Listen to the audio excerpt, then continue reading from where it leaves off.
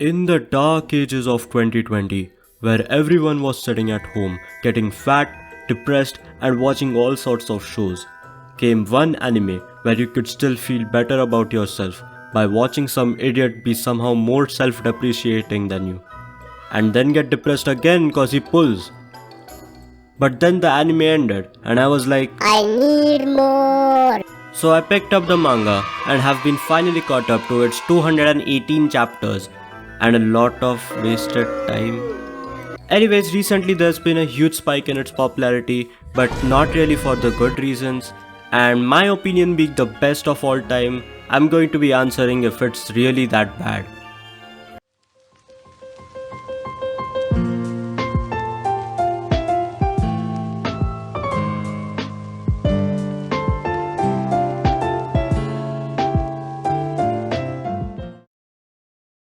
Gandhi once said, just because a show is bad does not mean it's not enjoyable. Also Sumi Best Girl. His words, not mine. If you don't know what I'm talking about, I feel like you should at least watch the first few episodes of this show. But I'll still give you a quick summary if you don't want to. Kazuya, our main protagonist, has a girlfriend who dumps him on the first panel of the manga. He gets all depressed because of that, and to get over her, he rents a girlfriend. Which is not prostitution, by the way. But if you want to see that interpretation of the story, there are always other sites. These rented girlfriends go out on dates, hold hands, talk generic girlfriend-boyfriend talk with their lonely clients for money. Kazuya rents a girl called Chizuru, who apparently is a perfect female human being, by the way. I'll talk more about that later. Kazuya is basically head over heels for her from the start, and through the power of God and anime plot armor, he finds out that Chizuru not only goes to the same uni as him, but also is his neighbor. No, not in the same vicinity or building as him, right next to him. So many animes use this shit.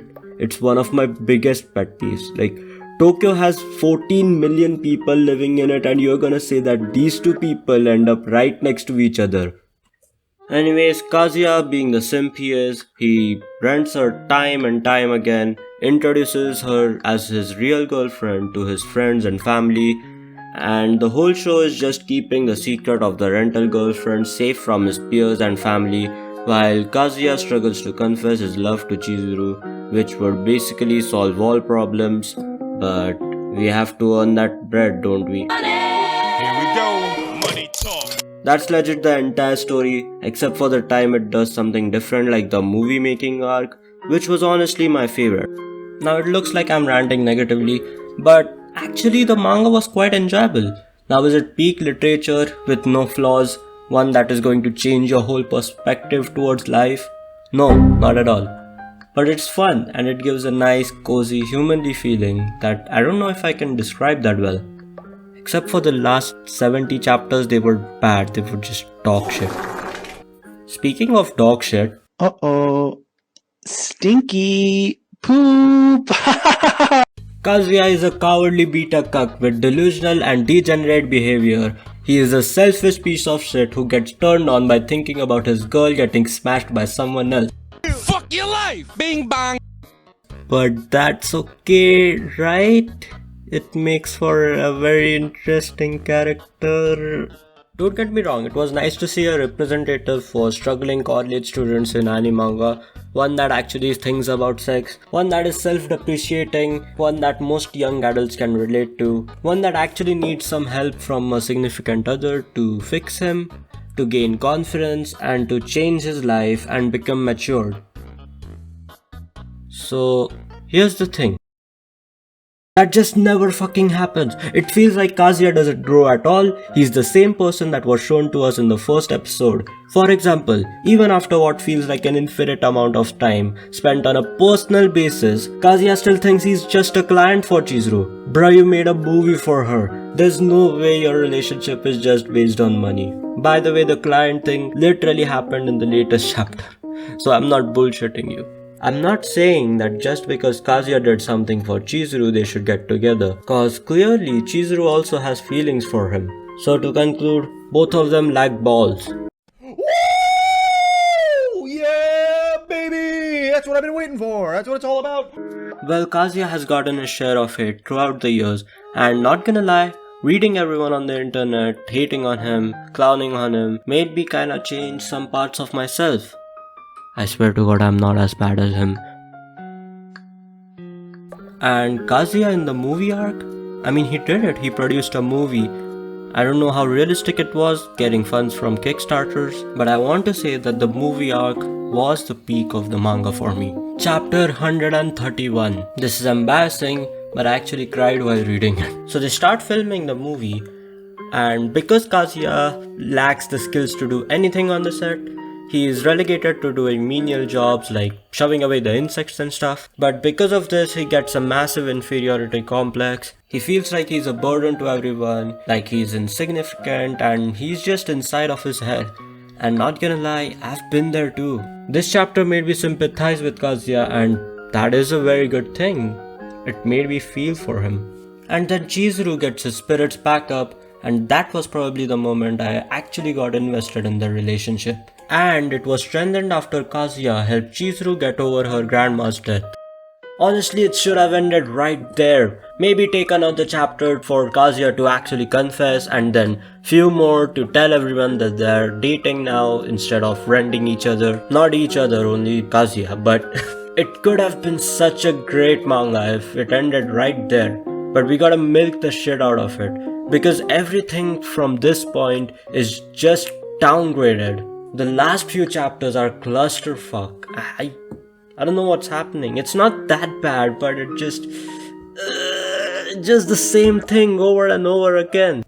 Did I ever tell you what the definition of insanity is? Insanity is doing the exact same fucking thing over and over again, expecting shit to change. That is crazy. Give it to me! Give it to me! Just give it! Damn!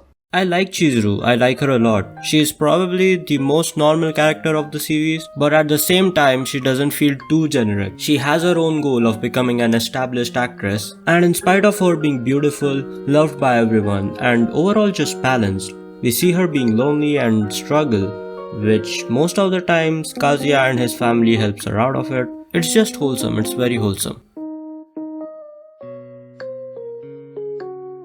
Now remember when I said apparently Chizuru is the perfect female goddess of a human being? Yeah, at least everyone in the series thinks that. I swear to God, there is not a single chapter of this fucking manga without someone, not just Kazuya, but everyone in the verse complimenting Chizuru. I get it, Chizuru is hot and kind, you don't have to keep on reminding me every 2 seconds. This issue really hurts the pacing of the manga. The average Rent a GF manga chapter goes like 1. Stall and have an unsatisfying conclusion to last week's chapter. 2. Banter between characters that lead to nothing. 3. Top tier art of the girls, usually Chizuru. 4. Someone simps for Chizuru or any of the girls. 5. You feel like something's gonna happen, the stakes are high. 6. End the chapter there, make it a cliffhanger that leads to something unsatisfying every single time. Now I said there's gonna be spoilers in this video, but the only things that happen in the manga is that Chizuru's grandma dies, they make a movie, and Kazuya thinks that he's being rejected by Chizuru, which is nothing for 200 plus chapters. It's called the Midwest because every single thing in it is mid! Ruka has the saddest backstory from the cast. She suffers from a heart condition where her heart rate is always lower than normal, and she is basically unable to feel any excitement while doing things that most humans will get a kick from, until she meets Kazuya who can get her excited, because why not? And she immediately just falls in love with him. While I can sort of understand her actions, she has some massive red flags. She blackmailed Kazuya into dating her, she forces herself onto him, she's clingy, she seekingly sabotages Kazuya and Chizuru's relationship, like Kazuya wasn't doing that himself already. She even forced Kazuya into texting her every day. I don't know what's her game plan, annoying him into liking her? I swear, Ruka fans have the weirdest logic. They think Kazuya should choose her, Cause Ruka, a very attractive girl who has a sad backstory, is throwing herself on Kazuya, who is clearly in love with someone else. I don't know, man, that's really toxic. Ruka is as bad as Mami, maybe a little less worse. That doesn't really do much for her. Imagine Ruka was a guy and Kazuya was a girl. People would have lost their shit. Like Twitter MFs would be enraged. Get the fuck up, you nasty bitch. I don't know how the fuck you jump in my cell, you little nasty ass nigga. I don't understand Mami. I really don't. Like, yeah, she's sadistic, but doesn't really do anything. She told Chizuru not to meet Kazuya, but that doesn't happen. And then she's like, it's okay, not a big deal. Then she blackmails Chizuru into revealing the secret of the rental girlfriend to Kazuya's family. But then Chizuru is like, please don't make me do that, I beg you. And then Mami is like, understandable. Have a nice day. And of course she got a sad backstory herself too. Nobody saw that coming, right? The backstory doesn't work for me at all. It's just strict parents does not want the child to go out with the guy she likes and instead marry to some company bozo. It's just done way too many times for me to take it seriously. Mami is meant to be the villain, but Ruka already does a better job at that, so it leaves Mami in an awkward place. I don't understand her and I don't think the mangaka does too. No disrespect. This right here is my favorite thing ever. In the history of forever. Sumi is just Komi-san.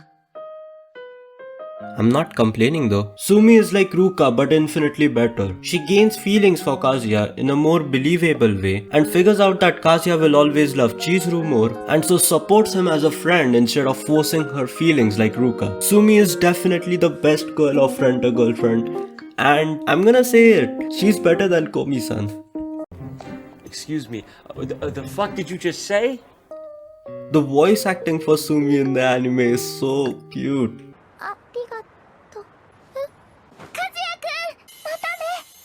Ladies and gentlemen, that right there is the cure for depression. Sumi even got her own spin-off, which is totally deserved. Binge that shit in one day. Very wholesome.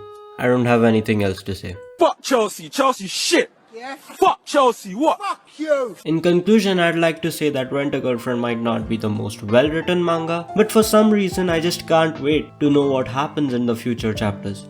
No matter how many times I get disappointed, I'll keep reading. There's almost a sense of homely vibe I get from it. A comfort manga that I know I can read when I get bored and go like, ha, that's stupid, Kazuya is dumb, and feel good about myself. That's it for this video. This is my longest yet. I've been working on it since 2 months, which is embarrassing, but it finally came out. Stay tuned for more stuff. It's 3 AM. Peace out. I don't know what am I doing? Oh yeah, I have to rate it, right? 4 to 6 out of 10. Pick any number you want between that.